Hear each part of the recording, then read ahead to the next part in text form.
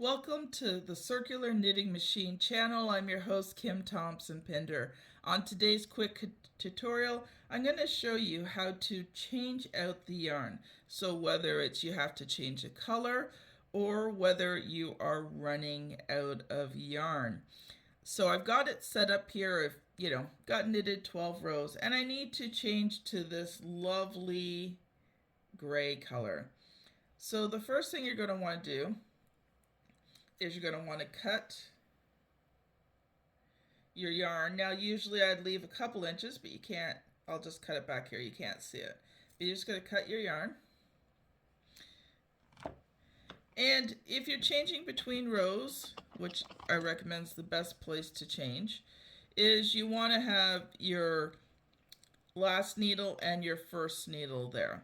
You're going to, on your Addi machine, you're going to open up. You're just going to remove it, and you're going to take it and you're going to put it behind, making sure that this yarn is in front of this hook here. You're going to take your new yarn and you're just going to feed it through like that, and you're going to leave 2 or 3 inches for tying it together. I always put it through the little hole. You just go to close it up. Now here's the important step here. You're going to grab both yarns. And why that is important is, especially if you don't grab the yarn that you just cut, this needle needs to catch this yarn. And if you don't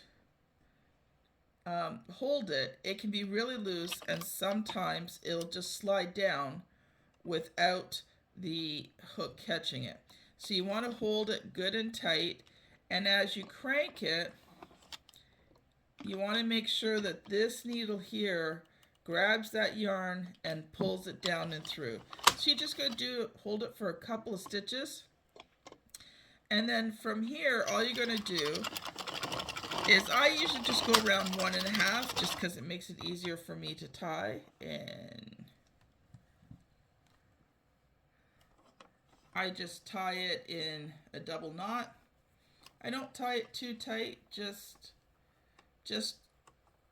not much tension to it at all, because most times when I'm doing tubes, I'm doing blankets, I go back later and I re-tie them, and that way I can adjust it, because sometimes the tension in the switch over, some stitches can be a little tighter, some can be a little looser. So this allows me to make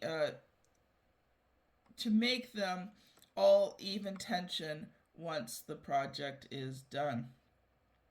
Well, that's it. You are now ready to go to continue on with your project. If you like today's video, please make sure that you hit the like button and you subscribe. By subscribing, not only will you get access to all of the rest of the tutorials easily, but you'll also be notified every week when I add in new videos, including tutorials and unique projects for you to work on, projects that you're not going to see on too many other channels. My goal is to create unique ones that will allow you to expand your knitting machine capabilities, and there will be projects from beginner to advanced. So don't forget to hit like and subscribe. Thanks so much for watching, and we'll see you on the next video.